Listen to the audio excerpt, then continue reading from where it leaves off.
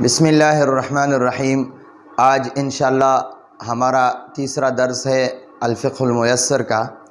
تو آج ہم ان پانی کے بارے میں بات کریں گے جن سے پاکی حاصل ہوتی ہے۔ اب یہ پاکی کا بیان شروع ہے، تو اور وہ پانی جن سے پاکی حاصل ہوتی ہے اس کے بارے میں انشاءاللہ آج ہم گفتگو کریں گے۔ المیاہ، یہ پانی ماء کی جمع ہے۔ ماء پانی کو کہتے ہیں المیاء، بہت سارے پانی کو کہتے ہیں۔ تو المیاء التی جن سے، المیاء التی جن پانیوں سے، پانی کی جمع پانیوں سے، جن پانیوں سے تحصل حاصل ہوتی ہے، تحصل اس کا معنی ہے حاصل ہونا، تحصل حاصل ہوتی ہے، بہا اس پانی کے ساتھ، الطہارت پاکی، با کا معنی ہے کے ساتھ، اور ہا ضمیر وہ پانی کی طرف راجع ہے، تو بہا اس پانی کے ساتھ، الطہارت پاکی، یہ اس کا مطلب یہ ہے کہ وہ پانی جن کے ساتھ پاکی حاصل ہوتی ہے، وہ پانی جن پانیوں کے ساتھ پاکی حاصل ہوتی ہے۔ تحصل الطہارت، تحصل کا معنی ہے حاصل ہونا، الطہارت پاکی، تحصل الطہارت، طہارت حاصل ہوتی ہے، پاکی حاصل ہوتی ہے، بالماء المطلق، با کا معنی ہے کے ساتھ، اور ماء کا معنی ہے پانی، با کا معنی ہے کے ساتھ اور ماء کا معنی ہے پانی۔ مطلق کا معنی ہے سادہ پانی، اصلی پانی، بالماء المطلق، اصلی پانی کے ساتھ یا سادہ پانی کے ساتھ۔ سادہ، میں نے مطلق کا معنی کیا، پہلے مطلق کا معنی کرو سادہ، اور پھر پانی کا معنی کرو، اور پھر با کا معنی ہے کے ساتھ، اس کا ترجمہ کرو، سادہ پانی کے ساتھ۔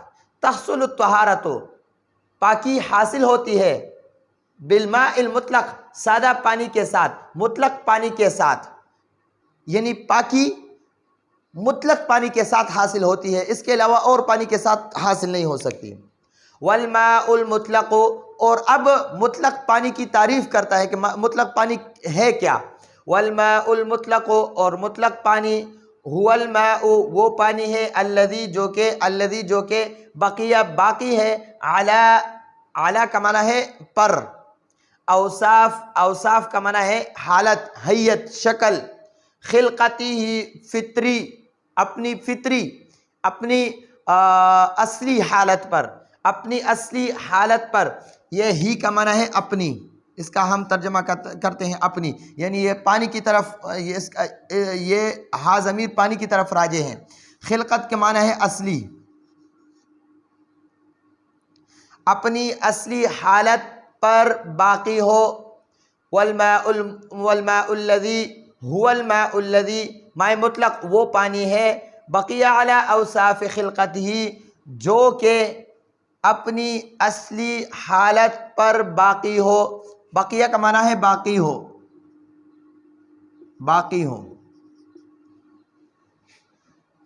ولم تخالطہ، اور وہ کا معنی ہے اور، لم کا معنی ہے نہیں، تخالط خلط ملط ہونا، یعنی کوئی اور چیز پانی کے ساتھ مل جانا۔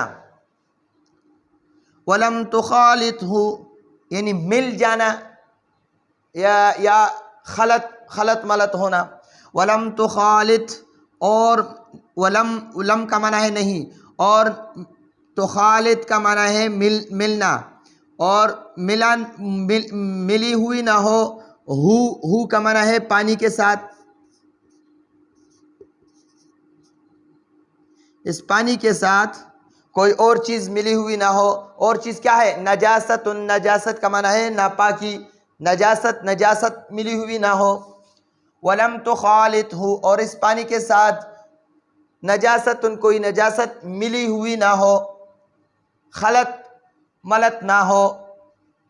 ولم یغلب، اور نہ، اور واو کا معنی ہے اور لم کا معنی ہے نہیں، اور نہ ہی یغلب غالب ہو، یغلب غالب ہو، علیہ اعلیٰ کا معنی ہے پر، اور ہا ضمیر کا یہ پانی کی طرف راجع ہیں، اس پانی پر شیئن کوئی چیز، یعنی کوئی چیز اس پانی پر غالب نہ ہو۔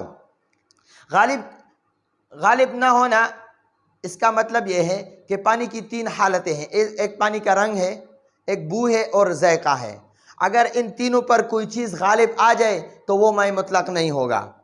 رنگت پر کوئی چیز غالب آ جائے، یعنی اس میں روح افزا ڈال دیا یا اس میں کوئی دودھ وغیرہ ڈال دیا تو اس پانی کا جو اپنا رنگ ہے وہ تبدیل ہو جاتا ہے، تو وہ پھر ماء مطلق باقی نہیں رہے گا، وہ پھر باقی نہیں ہے، ماء مطلق نہیں ہے۔ اور کوئی اور چیز اس پر غالب آ جائے، یعنی اس کے ذائقہ میں تبدیلی آ گئی یا اس کی بو میں تبدیلی آ گئی تو اس کو کہتے ہیں غالب ہونا۔ وَلَمْ يَغْلِبْ عَلَيْهِ شَيْءٌ، اب یہ ماء مطلق کی تعریف کرتی ہے۔ ماء مطلق کیا ہے؟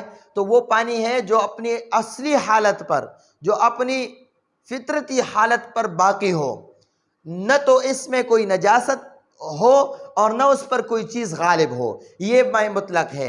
هو الماء الذي بقي على اوصاف خلقته، جو اپنی اصلی حالت پر، اپنی اصلی شکل پر باقی ہو۔ ولم تخالط علیہ ولم تخالطہ نجاست، اور اس پانی ماء مطلق میں کوئی نجاست ملی ہوئی نہ ہو۔ ولم یغلب علیہ شیء، اور نہ اس ماء مطلق پر کوئی چیز غالب ہو تو اس کو ماء مطلق کہتے ہیں۔ وَيَنْدَرِجُ، اور اندراج ہوتا ہے، داخل ہوتا ہے، يَنْدَرِجُ اے يَدْخُلُ، داخل ہوتا ہے، فِي الْمَاءِ الْمُطْلَقِ، ماء مطلق میں، سادہ پانی میں، یعنی سارا پانی میں داخل ہے۔ کون سی کیا چیز اس میں داخل ہے، کون سی پانی اس ماء مطلق میں داخل ہے، تو وہ نیچے تفصیل بیان کرتے ہیں۔ ماء السماء، ماء پانی کو کہتے ہیں، سما آسمان کو کہتے ہیں، یعنی آسمان سے جو پانی اترتی ہے نا اس کو ہم بارش کہتے ہیں، تو اس کو اب یہاں پر ہم کہیں گے ماء السماء، آسمان کا پانی، آسمان کے پانی کی جگہ پر ہم کہیں گے بارش کا پانی۔ تو بارش کا پانی جو ہے وہ ماء مطلق ہے اور ماء مطلق سے طہارت حاصل ہوتی ہے۔ ماء النہر، نہر، اور نہر کا پانی، نہر ہم لوگ اس کو نہر کہتے ہیں اردو میں، اردو والے یا پشتو والے وغیرہ اس کو نہر کہتے ہیں، حالانکہ یہ اصل میں نہر ہے، نہر۔ ماء پانی کو کہتے ہیں، نہر کو کہتے ہیں۔ ماء النہر، اور نہر کا پانی، یہ بھی ماء مطلق ہے اور ماء مطلق سے پاکی حاصل ہوتی ہے۔